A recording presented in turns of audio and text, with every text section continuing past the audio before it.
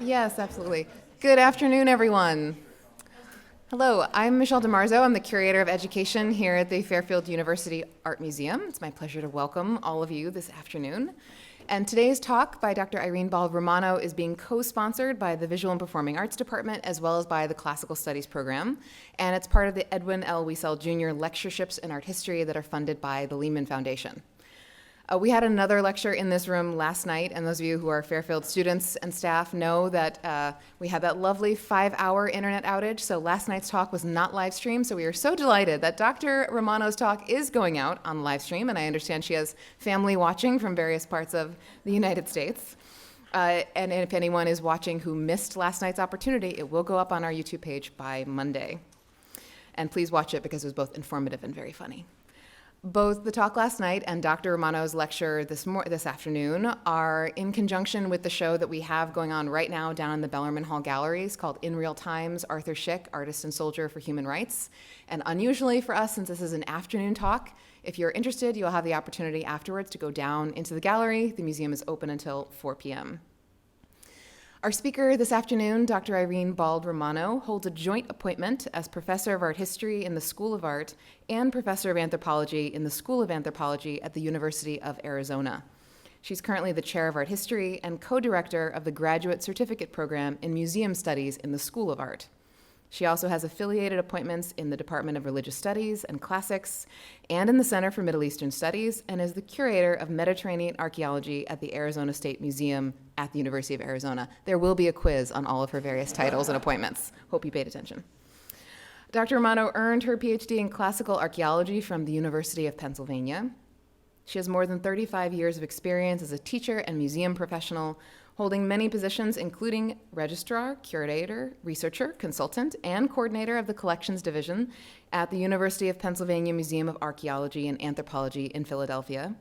And she moved to the University of Arizona in 2012 from a position she held for 6 years as executive director of the American School of Classical Studies in Athens. She has extensive archaeological field experience in Spain, Italy, Greece, and Turkey, and has worked with scholars from many countries on international research and museum projects. She's the author, co-author, or editor of 8 books, as well as numerous articles on ancient Mediterranean collections, Greek and Roman sculpture, pottery, terracotta figurines, Greek cult practice, and marble provenance studies. A major publication that has just been released online, for which she was the editor and the co-author, is called The Fate of Antiquities in the Nazi Era. This is the result of a collaboration with the Getty Research Institute in Los Angeles and the Zentrale Institut für Kunstgeschichte in Munich, with articles by 16 international authors on various aspects of the trade in and confiscation of ancient Mediterranean and Middle Eastern archaeological objects during the Nazi period. And that is what she's going to be talking about with us today. Please join me in welcoming Dr. Romano. Thank you, Michelle, and thank you all for coming. And I'm just delighted to be here at Fairfield University again. A little bit of an introduction. Much has been written about the Nazi period, of course, and there's been a lot of interest in Hitler's particular obsession with Greek and Roman antiquity and its appropriation under National Socialism. But among the questions that has not been asked in the abundance of scholarship about this period, and what I want to explore a little bit this afternoon are, first, do the rhetoric, propaganda, and supposed Nazi preference for the classical aesthetic match what we know about the practice of collecting classical antiquities, both by members of the Nazi Party and for museums in the German Reich? And secondly, how and where was classical art exhibited during this period? And I'll take the terms exhibited and classical in their broadest meanings, and I want to talk about exhibitions both in public museum displays as well as in public-private spheres, particularly in the realm of the domestic lives of Adolf Hitler and Hermann Göring, obviously the two leading National Socialist figures, but also the leading art collectors in the Nazi period. And I want to discuss some displays of ancient works of art and archaeological objects, as well as copies of ancient works of art and neoclassical works of art that were created during the Nazi period. And at the end, I'll briefly mention some exhibitions, some recent exhibitions that reveal the Nazi history of some classical antiquities. First, some background about the classical ideal during the Nazi period. We're talking about the period between 1933, when the National Socialist Party, the Nazi Party, came to power in Germany, until the end of World War II, so 1933 to 1945. The Nazis, in particular, Adolf Hitler, held a strong bias toward the classical world and its aesthetic, and promoted the appropriation of Greek and Roman history, classical architecture, and classical iconography as models for National Socialist ideals. Arno Breker and Josef Torak, two of the most prominent of the official Nazi sculptors, for example, whose works you see here, were commissioned to interpret Hellenism in their modern works of sculpture. Heroic, idealized, nude, Aryan gods. And here are two more of Arno Breker's that stood in front of the new Reich Chancellery in Berlin. Hitler's speeches, his so-called table talk, as well as Mein Kampf, are filled with references to the ancient world, and especially to the link between Hellenism and Germanness. And here I give you just two quotes and put in red, bold there, Hellenism and Germanism and the Greek ideal of beauty. And these are just two examples of which we could find many, many more. At the same time as the invented ancient Greek connections with the Aryan race were being emphasized by the Nazis, the Roman Empire, with its military might and its feats of engineering and its monumental architecture, provided the Nazis with models for German world power, as well as architectural and civic planning prototypes.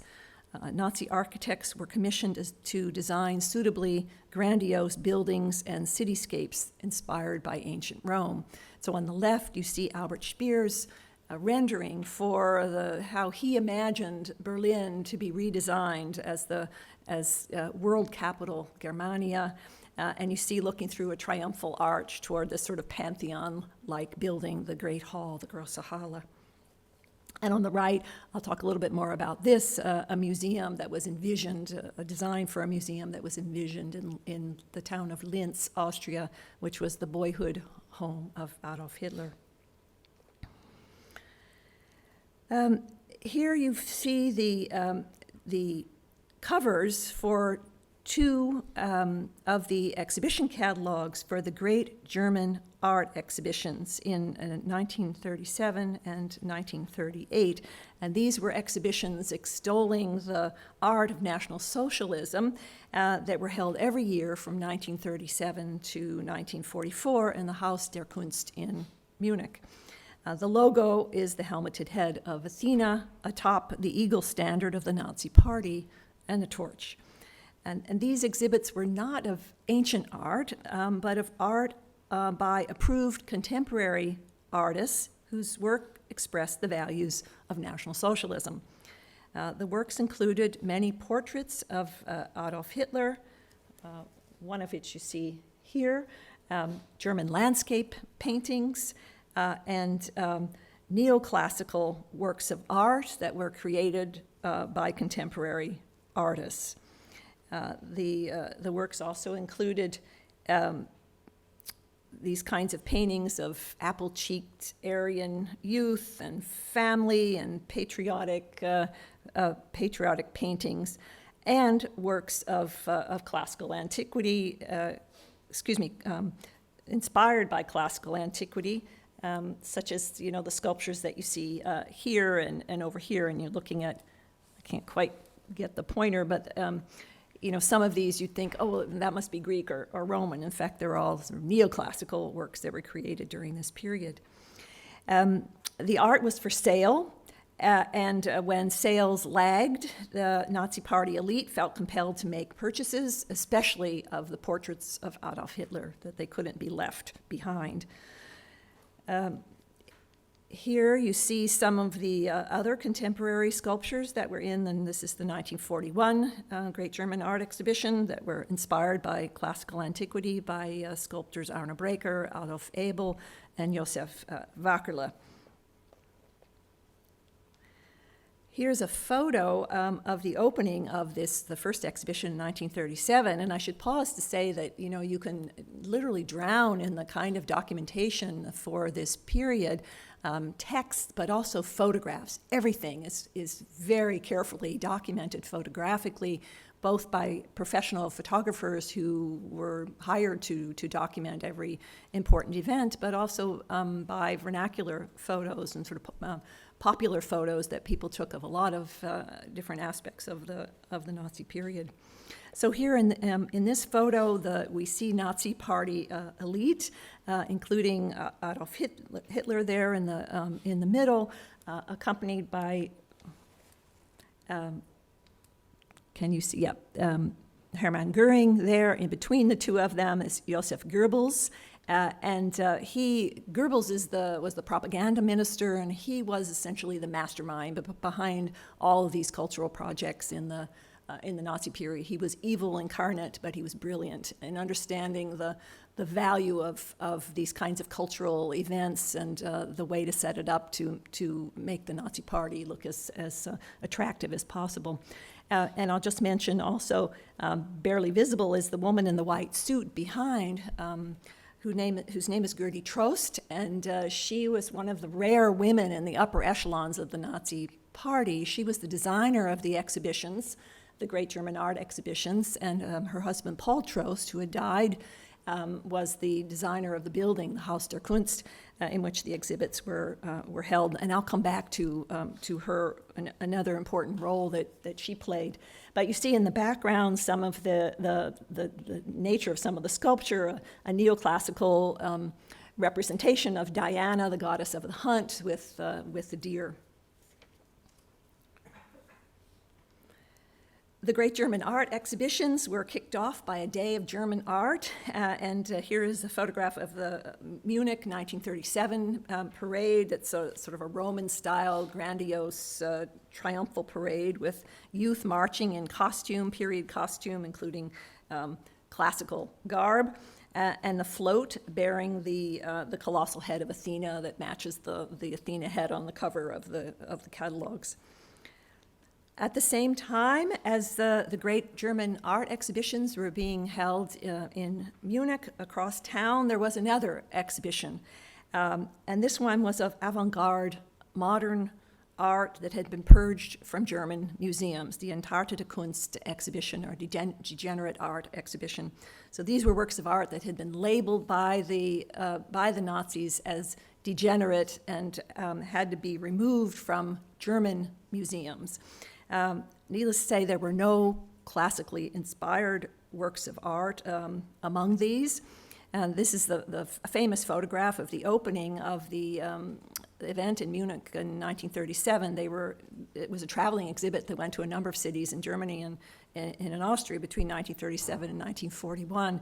And you see the line of people around the block. It was meant as an exhibit where people were supposed to deride these kinds of works of art, and it sort of backfired on them. It turned out to be an amazing blockbuster exhibition that people were really interested in seeing the latest, the most avant-garde works of art, and the cover of the exhibition catalog there. Here is another photograph of the opening of the exhibition, and there you see Goebbels front and center, and Adolf Hitler off to the right, and a view of the exhibition. So sort of haphazard kind of display of these works of art that had been removed from their own museums, with slogans on the walls and labels that are sort of typed out or sometimes handwritten that were making fun actually of the museums who had collected these works of art. There were some 20,000 works of art that were removed from German museums in this period, some of which were destroyed, deliberately destroyed, lots of works on paper, and some of which burned in a warehouse when they were in storage, and others were sold at auction in France and particularly in Switzerland to raise money for the Nazi cause. The celebration of the Olympic Games in Berlin in 1936 was the perfect opportunity to showcase this invented connection between ancient Greece and modern Germany, and ancient Greeks and the Aryan race. Here on the right, you see the poster for the Olympic Games in 1936, in which you see a golden ancient Greek athlete crowned with a laurel wreath with the Olympic rings above, which, by the way, is not an ancient symbol. Atop the Brandenburg Gate, which is modeled after a Roman triumphal arch, in this case topped by a quadriga of 4 horses that are pulling victory, holding the Nazi standard. And the Brandenburg Gate, of course, was not a Nazi creation. It was an 18th century arch, but it was used very effectively in the Nazi period. It became a kind of a symbol, a prominent symbol of the Nazis. This was the locus of parades that would pass through the Brandenburg Gate on Unter den Linden, and so we see it quite a lot in Nazi iconography. And of course, on the left, the refurbished Olympic Stadium for the 1936 Games. In connection with, and here's also one of the brilliant ideas of Joseph Goebbels was to create a Greek theater modeled on the ancient theater at Epidaurus, that as a part of the Berlin Olympic complex. It's still there. They still use it for performances, and you see on the right then some of the gateway reliefs that were done by Arno Breker and Adolf Wamper, 2 of the official Nazi sculptors in this kind of neoclassical, kind of heavy, but strikingly obvious neoclassical style. In connection with the Berlin Olympic Games, there was a special exhibition of Greek art called Sport der Hellenen, the sport of the Greeks. And it was mounted in Berlin in the Deutsche Museum, which was at the time in the north wing of the Pergamon Museum on the Museum Island. And the exhibit comprised 157 objects, including original works of ancient art from German museums that could be loaned for this purpose, and modern copies. And they were copies, casts of objects that were in Athens, Delphi, Naples, Florence, Rome, London, New York, and Boston. And from New York and Boston, the copies were of relatively small-scale bronzes of athletes and a horse in one case. There were photographs of ancient sites and ancient objects, Greek site plans and models. And the cover of one edition of the catalog that you see here on the left shows the famous bronze charioteer of Delphi, and the original statue's on the right there. A copy of the statue was in the exhibition, while the original statue was in the Archaeological Museum in Delphi. At least it was there until November of 1940, and then it was dismantled and put into crates and hidden in a grotto at the site, and then moved to Athens for safekeeping. So it survived the war clearly, and was reassembled and put back on display in Delphi. Here are 2 sort of grainy photographs of the exhibition, Sport of the Greeks, and the exhibit included copies of other famous works of art that were not necessarily athletic and not all Greek. For example, the figure that you see on the right of the seated Hermes is from the Villa dei Papiri at Herculaneum, the original of which was in Naples and dates to the 1st century AD. That was included, a copy of that was included in the exhibition, and I'll come back to this particular statue because there was an incident later in the Nazi period where the original was stolen from while it was en route from the Naples Archaeological Museum. And we also see on the left the the Zeus or Poseidon, depending on your point of view, from Cape Artemision in the National Museum in Athens. So a copy of it appeared in the exhibition. And on the upper right there, you see the Thermae boxer, the bronze boxer that was discovered in Rome and is probably late Hellenistic Roman. Word about the copies. So keep in mind, even though you've got amazing plaster casts here at Fairfield University, not everybody is used to this idea of displaying plaster casts. But keep in mind, in the pre-1940s period, there were many of these plaster cast collections that were available in Germany itself, especially in universities where they were used for teaching purposes, and they were incorporated into museum displays.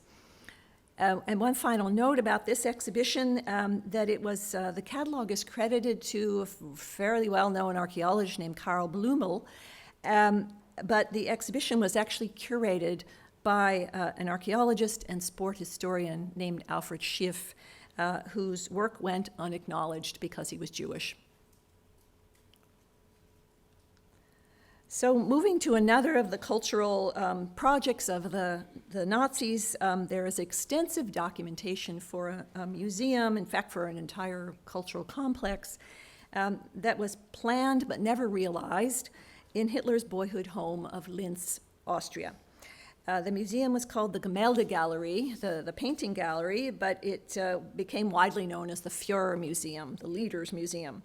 An agency called the Sonderauftrag Linz, Special Order Linz, was established in order to gather collections for the museum, and most of these works were purchased for this purpose, and some were confiscated from Jewish collections.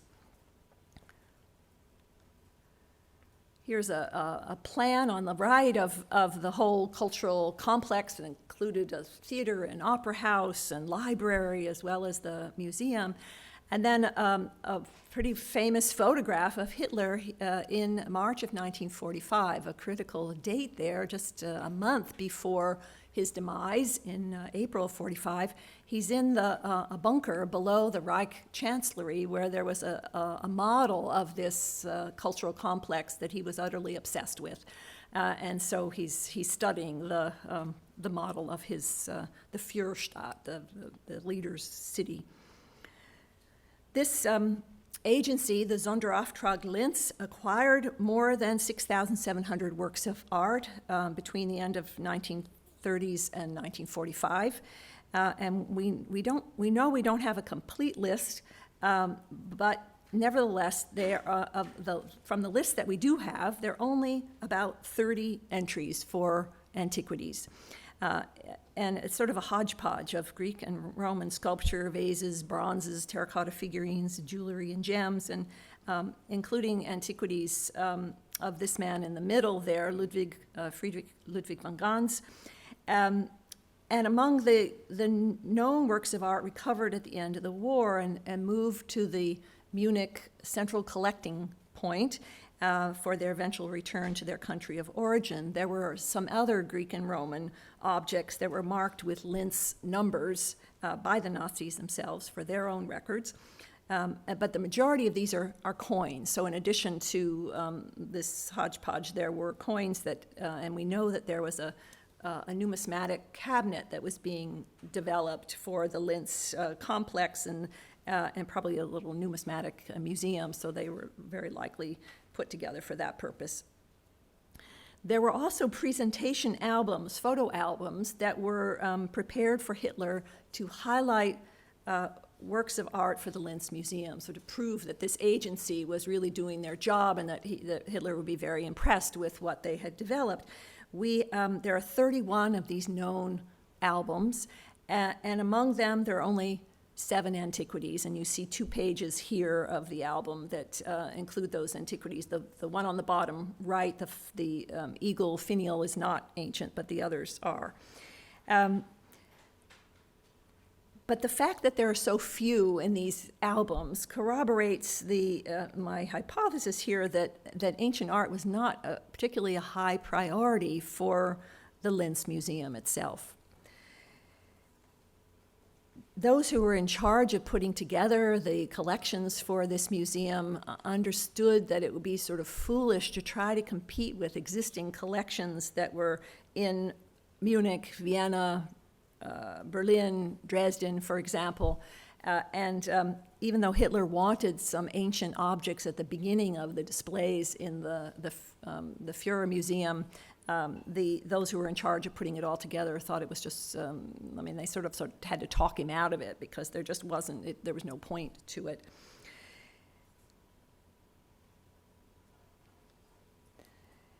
We understand more about how some of these objects were collected and where they came from than how precisely they were to be used, than if the Führer Museum in Linz was not where they were destined for. They may have been prepared and gathered to send to other museums in the Reich, but here's an example. The arrow is pointing to one of these pages with a late Hellenistic mosaic with the Rape of Europa scene, and it was found in 1676 in ancient Praeneste, modern Palestrina, just east of Rome, and it was in the hands of the aristocratic Barberini family. In June of 1941, the mosaic was sold by the Barberini family to the Sonderauftrag Linz. And it was shipped to Munich with an export permit and stored with the collections meant for the Linz Museum. Towards the end of the war, the mosaic was moved by the Nazis for safekeeping to the mines in Alt-Aussee in Austria, where it was recovered by the Allies, the so-called monuments men, and sent to this central collecting point in Munich for the next stage of its journey. This one was a little bit difficult because it had been purchased from the Barberini family by the Nazis, so it was the monuments men and allies didn't quite know what to do with it, but it was turned over in June of 1949 to the Bavarian minister-president for an agency that was formed to deal with what was sort of left over that the monuments men didn't know what to do with.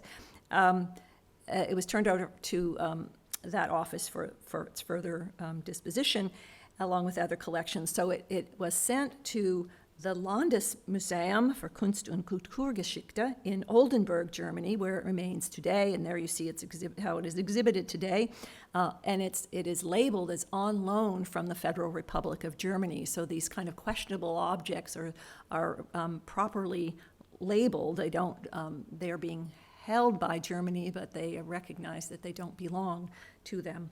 And we don't know where this particular mosaic might have been intended for display in the Nazi period. And the second example, as early as 1939, the head of the Sonderauftrag Linz, Hans Posse, took a close interest in a major collection in Vienna of the Count Karl Lankaronsky. He was an aristocrat of Polish descent. He was not Jewish. He had sponsored major archaeological expeditions in Asia Minor in the 1880s. And after the Nazis annexed Austria in March of 1938, the Lankaronsky Palace in Vienna was confiscated as enemy Polish property because the Count's heir, his son Antoni, was a Polish citizen. So Posse saw the inventory of some 3,500 works of art in this palace, and you see a view on the right of the interior and the left, of course, the exterior of the palace. The collection was very diverse and very impressive, and included more than 350 ancient objects: sculpture, vases, terracotta figurines, glass, mosaics, fresco fragments, some Etruscan objects, and a few Egyptian antiquities. Many of them were on display in the palace. And despite the limited interest in ancient collections for the Führer museums, it seemed that Posse had his eye on this antiquities collection to see what might be useful, especially among the marble sculptures. And again, we don't know for what purpose, and if not for the Linz Museum, then perhaps for some other museums in the Reich or for some decorative purposes. And the collection included these 3 sculptures that are now in the Museum of Fine Arts in Boston, that were actually purchased by the Museum of Fine Arts after the end of the war, specifically directly from the heirs of the Lankeronsky family. So they're not Nazi loot that hasn't been returned. Hitler made an important visit to Rome in May of 1938, was feted by Mussolini and the fascist party members. He toured around museums and archaeological sites, accompanied by an Italian archaeologist named Ranuccio Bandinelli. And Hitler is reported, and there you see them on parade there in the Colosseum, and Goebbels, of course, among them. Von Ribbentrop is there. Heinrich Himmler is here. And of course, Adolf Hitler there in the middle. Hitler is reported to have been utterly captivated by the ancient sites and monuments of museum collections of Rome. And he visited an important fascist exhibition, the Mostra Augustea della Romanità, the catalog of which you see, or the poster for which you see on the right. This was an exhibit that was celebrating the 2000th anniversary of the birth of the Emperor Augustus. This exhibit was meant to demonstrate the link between ancient Rome and the fascist party and the rule, specifically the rule of Mussolini, and to emphasize Romanità, or Romanness, and this is sort of a parallel concept to that, to the Nazi interest in Hellenism and drawing the link between the Aryan race and the ancient Greeks. This exhibit is said to have had considerable impact on Hitler and the concepts that he was developing for his special Linz museum. And on this occasion, Hitler was presented with gifts by Mussolini and Italian party, fascist party members and Italian royal family members, including a 4th century BC Greek South Italian red figure column crater that you see on the right, and in the photograph on the left, with Mussolini's back to the camera, and this object being handed to Joseph Goebbels there, and Hitler's off to the right examining what looks to me like a broken fragment of a Greek helix. He's holding something by its stem, but we're not sure what that one particularly is. So this presentation was captured by a number of photographs by Heinrich Hoffmann, who was one of the official photographers for the Nazi Party and followed Hitler around quite a bit. And he published it twice, and in both cases he labeled it Etruscan. And I was really puzzled by this when I first came upon these publications, because the Nazis regarded the Etruscans as a degenerate race. I mean, these were, in this period, the Etruscans were thought of as people that came from the East. They were sort of akin to Slavic people and Jewish people as far as the Nazis were concerned. So it seemed kind of peculiar that Hitler and Goebbels would have been presented with an Etruscan vase.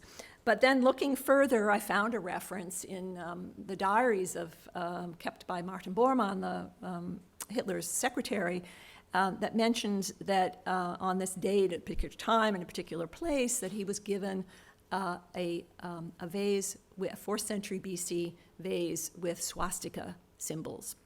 And I had to look hard to find them, but you see them on the right, and this is the only, we have photographs, we have this presentation photograph, and then we have the front and the back of the vase itself, and here you see one view of it, and the arrow is pointing to the body of this figure on the vase, who's a youth who's wearing a garment that has decorations, swastika decorations, which were very typical ornament on the garments of native Italic warriors in South Italian vase painting iconography. So it's clearly, I mean, Goebbels is giddy in accepting this, and surely this was a matter of proof, as far as they were concerned, that of the link between Greeks and Aryans, and the link between National Socialism and the fascists, and there was a lot of sort of symbolism. Of course, they were reading into all of this. The vase was taken back to Germany in 1938, but we don't know what happened to it, if it was destroyed, and if it's in private collections somewhere. Believe me, I've looked very hard for it, have not found it, and the photographs were published in this book that I cite in the caption for the photograph on the right by Kambidiglu and Trendle in one of their major studies of Apulian red figure vase painting. In 1961, but they never saw the vase. It's clear in their catalog. It says that they published it from photographs, and these were photographs that complicated story, but the photographs were sort of passed around, and the front and the back photos survive, but we don't know where the vase itself is. Directly resulting from Hitler's 1938 trip to Rome was the most notable acquisition of an ancient work of art during the National Socialist era, and that's this Roman copy of Myron's 5th century BC discobolus, or discus thrower, that was found in 1781 on the property of the Lancelotti family on the Cap Esquiline Hill in Rome. The statue was almost certainly part of the decorative program for a Roman villa on that site. When the financially bereft Lancelotti family made the statue actively available for sale after January of 1937, there was intense interest expressed by various foreign entities, including the German government and the Metropolitan Museum of Art, the latter of which had in fact been vitally interested in it, as far as we can tell from the archival documentation. It still survives. They've been interested in it for nearly 2 decades, but they were sort of slow to reach a decision about the correct offering price. The German government moved more quickly and purchased the statue on May 18th, 1938, for the equivalent of almost $327,000 at the time, including export fees, which is about $6 million today.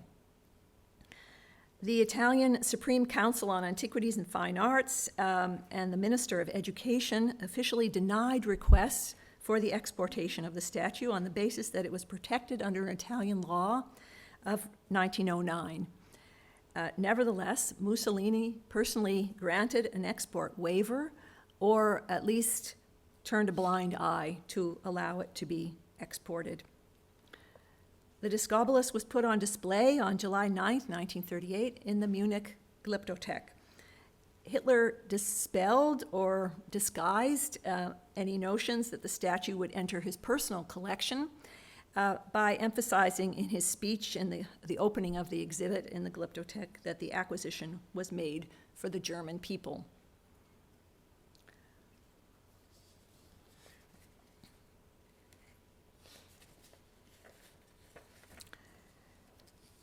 The statue, the discobolus statue, made a prominent appearance in a very famous 1938 propagandistic film made by Leni Riefenstahl called Olympia.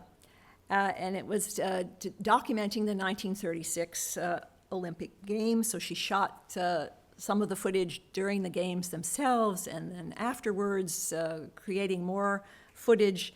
And it didn't actually come out until a little bit later, but in 1938.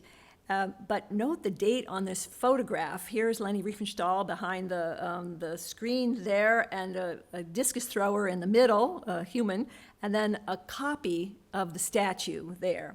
So this is nearly 2 years before the statue was purchased by the Nazis from the Lancelotti family. So we have to imagine that this must have been a very, very high priority for Hitler and the Nazi Party to acquire it. And it became a kind of obsession of Hitler's that partly because this particular statue had once been coveted by King the Philhellenic King Ludwig I of Bavaria for the Munich Glyptothek, and so Hitler could boast perhaps of an acquisition, an accomplishment that another great ruler of Germany could not achieve.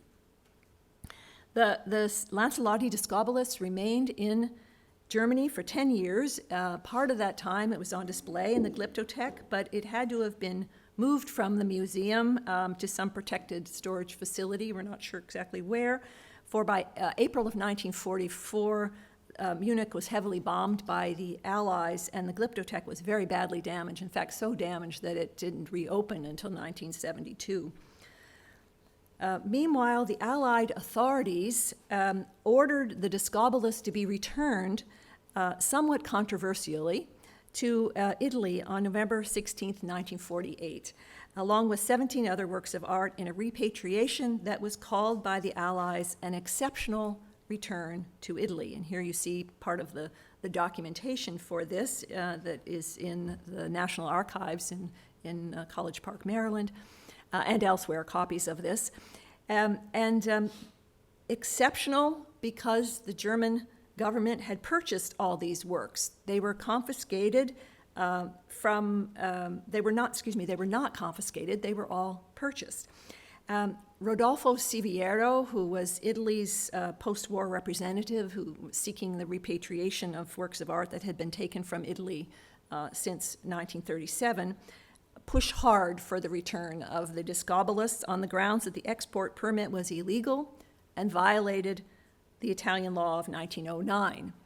On the German side, from 1948 to 1950, there were letters of protest and calls for the repeal of the decision directed to the Allied authorities as well as to President Truman himself.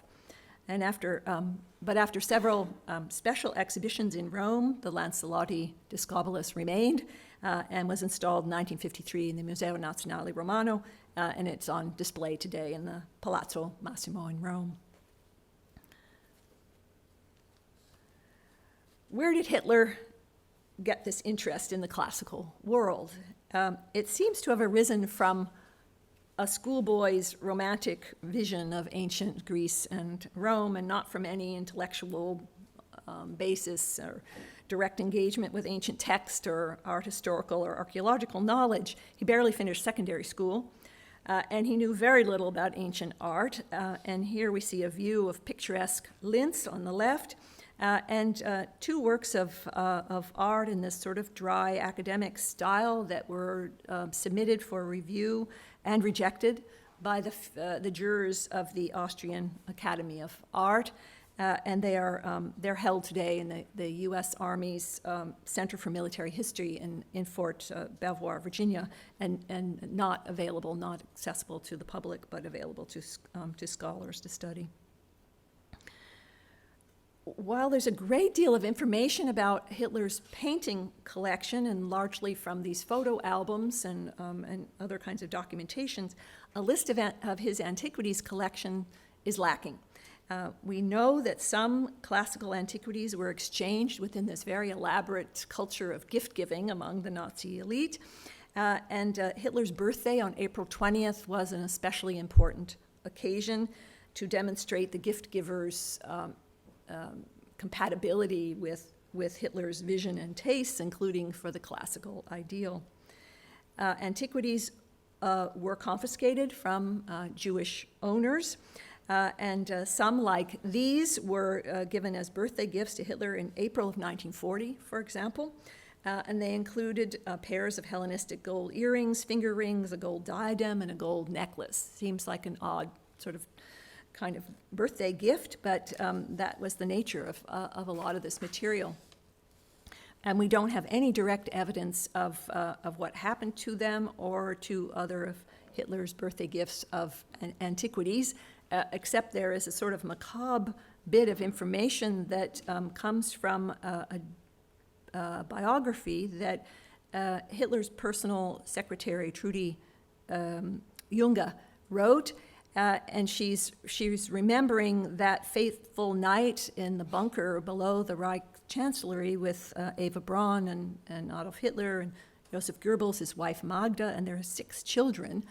and things were unfolding very badly, and she thought she needed to keep those 6 kids busy, so she describes going to a room in the bunker where the birthday gifts of Hitler were stored, and that she was looking for toys, and she knew there were some toys in there, and so that bunker was destroyed at the end of the war, and so we presume that a lot of this material was destroyed as well.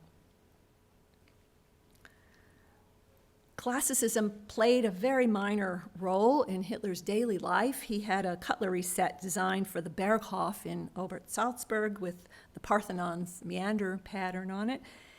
He had a very carefully crafted image, a persona, as a cultured and morally upright Bavarian. He wasn't Bavarian, of course, but upright Bavarian man of the people. And he needed this sort of cultured and elegant, spare style in the decor of his private spaces to match that. And this style was carefully curated by that woman in the white suit, Gertie Trost. She was an architect as well as an interior designer. And the photographs were disseminated by the official photographer, Heinrich Hoffmann. We see that nude females in painting, and I have an arrow pointing to one on the right there, neoclassical sculpture, the other arrow, this is actually a work by Eugen Henke, girl tying a headscarf and this is the Great Hall in the Berghof in Obersalzberg. And these sorts of, it sort of suggests this a kind of a masculinity and a rejection of Hitler's suspected homosexuality. There were neoclassical sculptures by Munich sculptor Josef Wackerle on display in the dining room of the old chancellery in Berlin. There you see the arrows pointing to them. And then in a curio cabinet on the right in an administrative office in the chancellery, the arrow pointing to two antiquities that I spot on the shelf there, neither of which survive, or we don't know where they are. There are none on tables, for example, in Hitler's desk, in his office. In fact, European and Chinese porcelain are much more prominent in the decor, perhaps designed to show that he was a man of great culture and sophistication. Neoclassical works seem to have been almost preferred over genuine ancient objects, as the former could be manipulated and appropriated with greater ease rather than partial or flawed or not completely white or bronze ancient sculptures. After Hitler, Hermann Göring held the second largest private art collection in Nazi Germany with some 4,350 works of art acquired between 1930 and 1945. Only a fraction of these, 71, are known to be antiquities, while another 12 or more are modern copies of ancient works, including copies of the pair of bronze deer that were discovered at the Villa dei Papiri in Herculaneum. The originals of these were later stolen in an incident that I'll tell you about in a minute. But we're seeing photos here of Göring's country house that was just 60 kilometers northeast of Berlin, Karrenhall, it was called. You see in the photo on the left with Adolf Hitler, one of the copies of the deer from Herculaneum, and then on the right his Göring with his pet lion cub, and the arrows pointing to two others. So they're on this displayed outdoors on a wall in the sort of patio area, but I've seen photographs of them in other locations, so he may well have had multiple copies of the deer. And here we see him on the pathway walking with a Bulgarian minister with a copy of one of the runners from again from the Villa dei Papiri that appears there, and then on the right, on the right are the originals in the Naples Archaeological Museum. And outside in Karrenhall, you see on the left in the corner these statues that are copies of famous works of art, the Ludovisi Aries, the Versailles Diana, and the Apollo Belvedere are all shown there. And then on the right, an indoor hallway area where there are copies of the Artemis from the Villa dei Papiri and of the Athena Lemnia, two very well-known works of art. Among Göring's collection of Roman sculptures is one that was presented to him in October of 1938 by Italo Balbo, who was the fascist governor of Libya, no doubt acting on behalf of Mussolini. And there's a question of whether this was intended to be a personal gift or a diplomatic gift to Germany, but this didn't seem to matter to Göring, whose acquisitiveness was near pathological. The gift was a Roman marble copy of a Capitoline Venus-type statue discovered in 1924 in excavations of the Hadrianic Baths complex at the site of Leptis Magna in Libya. Photographs of, and here you see the publication of it in 1929, and with the photo page on the right. Photographs of Göring's Karrenhall in 1940-41 show the statue displayed indoors along a long gallery. There it is. And this was a gallery space that Göring loved to take parade visitors down in order to show off his collection. And Hitler apparently hated entertaining diplomatic guests, and he was happy to turn this task over to his second-in-command, whose extravagant personality lent itself to these kinds of ceremonies. So in many ways, Göring's Karrenhall was an important National Socialist exhibition space, though privately owned by Göring.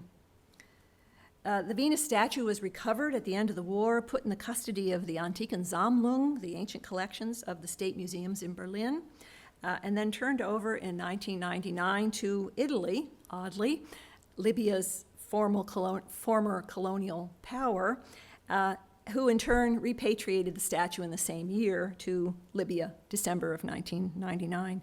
And the statue was put on display in the Jamiria Museum in Tripoli, where, as far as I know, it still remains today. Antiquities from Italy reached Karrenhall in a well-documented incident. 15 crates filled with important works of art from museums in Naples and archaeological objects from the Naples Archaeological Museum were stolen by the independently minded, in quotes, 1st Paratroop Panzer Division that was called Hermann Göring in October of 1943, while the collections were being moved for safekeeping from Naples north to Rome. Among the items were 5 ancient bronze sculptures, the Apollo from the house of the Kitharist from Pompeii, and there you see it on the right, and in its crate as it was photographed when it reached the central collecting point in Munich. There were then the seated Hermes on the left from the Villa dei Papiri, and here you see it in the photograph next to it, damaged, the head missing, the head broken off in the central collecting point. There were also the 2 deer from the Villa dei Papiri, the copies of which I showed you already, one of the female figures, the Peplophorae, and 6 bronze vessels, gold jewelry from Pompeii, and Herculaneum ancient coins from the Naples collection. So the Göring division took the confiscated collections to Berlin, and they intended to present them to Göring for his birthday in January of 1944. Supposedly, Göring refused to accept them, that he unconvincingly was keeping up the appearance of correctness by not including overtly confiscated works of art in his collection, which was just a ridiculous notion since he was among the greatest Nazi looters of them all. In this case, the crates had already been moved to his estate at Karrenhall, so he ordered a temporary exhibition to be set up, and sadly we know nothing more about that display. At the end of the war, and as the end was in sight for the Nazis, with the Soviets moving in from the east and Karrenhall was directly in their path, in February of 1945, Göring gave orders to move much of his collection, as well as these Naples objects, south for safekeeping to the mines at Aussee, where they were eventually discovered by the Allies and cataloged by the Monuments Men, the Monuments Fine Arts and Archives Division, as it officially was known, and they were subsequently returned to Italy. However, Göring had to make some decisions about what to leave behind, and he left behind several large statues, which were buried with other heavy objects on the property, and some Greek vases that were later found in sherds. Here's one black glazed Boeotian cantharos, and you see the arrow pointing to it on a shelf in one of the cabinets at Karen Hall. And at least 6 of these vases, of which this is one, are known to have been in the collection of Maurice de Rothschild, the French part of the Rothschild family in Paris, whose entire collection was confiscated by the Nazis, and from his villa in Paris, and they ended up in Hermann Göring's Karen Hall collection. Göring had the motivations for his acquisitions of ancient art, of art in general, are very transparent. He was an unsophisticated and vain man with near pathological greed, who sought to win social status as a Renaissance man, or perhaps more appropriately a medieval baron, with all the trappings, including art. He had little interest in his own representation, his self-representation as a simple moral man. He preferred flamboyance, masculine symbolism, nude Aphrodite statues, hunting imagery, lions, deer, wild boar. He was a great hunter, swastikas, and any works of art that had high monetary value. He had no special knowledge of classical art or ancient history, but he knew that classical art had value, both monetary value, and value to enhance his self-image as a cultured man. And unlike Hitler, he chose to display many of his ancient works of art, as well as reproductions of famous works of ancient sculpture as ostentatious decoration in his homes. And I'll just mention that you saw this photograph already with this cabinet of some antiquities, but here we have a marble head atop this Roman sarcophagus, which is still in the Antiken Sammlung, the ancient collections in Berlin. It turns out it's a fake. What about the important archaeological objects and collections in museums in places like Greece that would have been available to Hitler and the Nazis? There were major losses of antiquities from many cases of random plunder by German, Italian, and Bulgarian officers. It was a triple occupation in Greece of Germany, Italy, and Bulgaria. So random plunder by officers and enlisted men, especially in smaller museums all over Greece. And there were also losses from exports from illicit German or Austrian surveys or excavations, especially on Crete and in Thessaly in central Greece. The majority of the collections in major Greek museums had been well hidden and protected. However, by the time German troops arrived in Athens on the 27th of April, 1941, things had been pretty well buttoned down. That sculptures had been buried beneath the floors of the National Archaeological Museum, and you see on this slide 3 images of the work that's going on, and the trench, this deep trench that was dug on the floors of the gallery, of one of the galleries in the Archaeological Museum. Nevertheless, you can imagine that the Nazis, had they so wished, could have removed choice archaeological objects, had that been an objective. There were no official confiscations by the occupying Nazis in Greece. Why? Because the Nazis regarded themselves as the legitimate guardians of an ancient Greek culture that was part of their own legacy. Again, that connection between the ancient Greeks and the Aryan race. So they weren't inclined to officially plunder or damage antiquities. there was a great deal of pressure brought to bear from Nazi officials on Greek authorities to reopen the museums in Athens and Delphi and other important sites during this period. But for the most part, the Greek Archaeological Service resisted, arguing that it would put collections in danger. They did reopen the Kerameikos Museum, that's the museum of finds from the ancient cemetery of Athens, from which several objects were stolen, giving Greek authorities an argument for keeping everything closed and in their protected locations. So finally, I just want to mention a couple of exhibits that have been mounted in the last 5 years or so that are focused on provenance of ancient objects, that's to say ownership history of works of art, and particularly those that were traded, confiscated, or stolen during the Nazi period. Most of these exhibits didn't focus exclusively on ancient art, so I'll just mention a few of them. Oh, here's another, photograph of the National Museum with the empty cases in exhibit cases in October of 1940.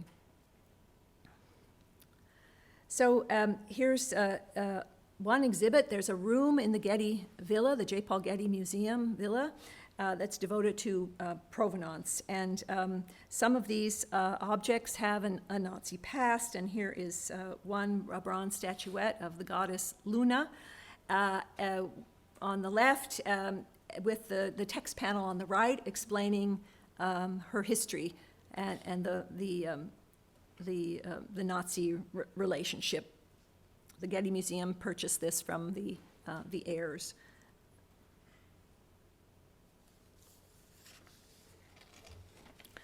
And a recent rediscovery of an ancient object that had been missing since World War II is this gilded bronze statue, the so-called Victoria of Calvatone, that turned up in 2015 in the Hermitage in St. Petersburg, Russia. And you can barely see it in the dark here, but it's that on the landing in the Altes Museum in Berlin, photograph taken in 1930. The statue was stolen by the Soviet trophy brigades from a storage bunker in Berlin in 1946, and it was taken to the Soviet Union and mistakenly cataloged and housed with the French decorative arts collection. It was only in 2015 that it was recognized as the 2nd century AD statue that had disappeared from the collections of the Altes Museum in Berlin. And you see this is a plaster copy that's on display today in the Altes Museum, while the original remains in the Hermitage, put on display for the first time in a special exhibit in December of 2019. Lastly, you may have seen the news of the discovery of a Roman portrait found in 2018 in a Goodwill store in Austin, Texas. It had been looted during World War II from the Pompeianum. This was King Ludwig I's recreated Roman villa in Aschaffenburg, Bavaria. And this is probably a case of random plunder by an American soldier during World War II. We don't have a lot of examples of this other than sort of small-scale, Nazi medals and that sort of thing. But here a significant theft from Germany. The portrait head was on display in the San Antonio Museum of Art, and it was scheduled to be returned to Germany this year, and I'm not quite certain if that's all been accomplished. So let's return to the question of the apparent discrepancy between National Socialist rhetoric and the supposed preference for the Nazi for classicism versus the relative small number of classical antiquities that were collected by Hitler and Göring for the Linz Museum or for other museums, as compared to other categories of works of art, especially paintings, that there are thousands and thousands and thousands of them.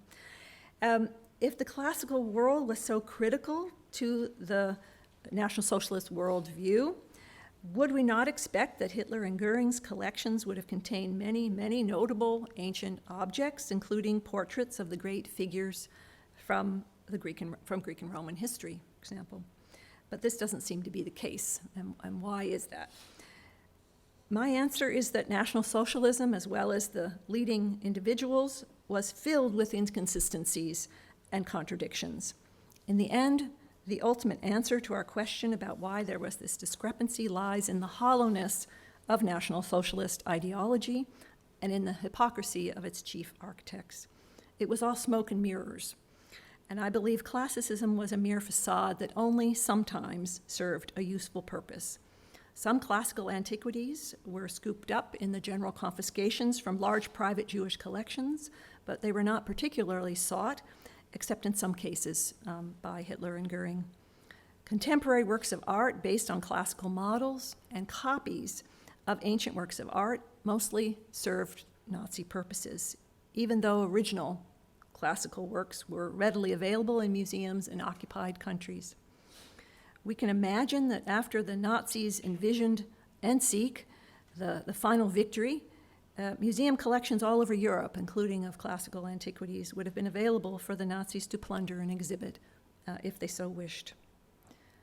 Based on what we know about exhibitions during the Nazi period that included classical and neoclassical works of art in both the public and the private sphere, we can say with confidence that they were part and parcel of the policies, politics, and propaganda of the Nazi Party, meant to further their aims and to support the fiction of the superiority of the Aryan race, including in the cultural arena, and to bolster that supposed link between Germany and the ancient classical world. Thank you.